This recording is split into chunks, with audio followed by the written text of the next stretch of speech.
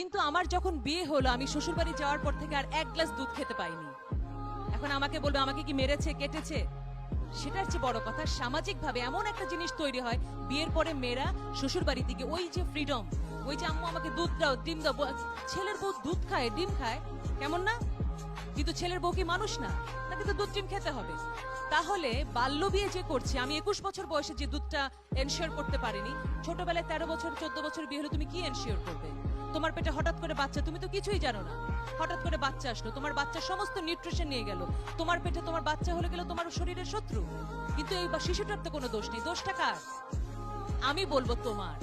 তোমাকে শুধু বুঝতে হবে মা যে আমি 18 বছরের আগে বিয়ে করব না, একটু বুঝেছো? আচ্ছা 18 বছর হলেই বিয়ে করবে কে কে দেখি, সাথে সাথে অন স্পট বার্থডে দিন বিয়ের দিন না? আচ্ছা ভেরি গুড।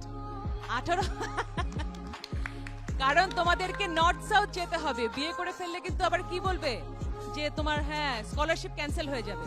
সুতরাং আসলে বিয়েটা কিন্তু জীবনের খুবই গুরুত্বপূর্ণ একটা দিক। কারণ কি বিয়ে কি জানো, বিয়ে হচ্ছে জীবনের দ্বিতীয় জন্ম।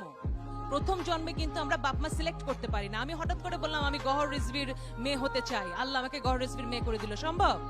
সম্ভব না। তাহলে ওটা আল্লাহ করেছেন, ওটা ভাগ্যে হয়ে গেছে। এখন সম্ভব, তুমি কাকে বিয়ে করবে? তুমি কি একটা ড্রাগ অ্যাডিক্ট অযোগ্য ছেলেকে বিয়ে করবে? তোমার সন্তান হবে একেবারে রুগ্ন এবং তোমার সোসাইটিতে কোনো অ্যাকসেপ্টেন্স থাকবে না, সবকিছু নষ্ট হয়ে যাবে। অথচ মেয়েরা কি করে, রকে বসে থাকে এক ড্রাগ অ্যাডিক্ট ছেলে দেখে আহারে, তাই না, অমুকের জন্য আহারে অনেক মায়া লাগে। মায়া আর দয়া দিয়ে বিয়ে হয় না। বিয়ে কিসে হয়? কেমিস্ট্রিতে হয়। তুমি যেমন যোগ্য, সেই রকম যোগ্য একটা ছেলে তোমার পাশে আসবে, তুমি তাকে উইন করবে, সে তোমাকে উইন করবে। আমার স্বামী আমার জন্য আইর মাছ রান্না করে এবং সে পৃথিবীর শ্রেষ্ঠ কুক, তাতে করে কি কম পুরুষ হয়ে গেল? না। কিন্তু স্বামী স্ত্রী দুজন দুজনকে এভাবেই সাপোর্ট করবে সবকিছুতে। ভালো লাগলে ভিডিওটা শেয়ার করবেন আর একটা সাবস্ক্রাইব করবেন। খোদা হাফেজ।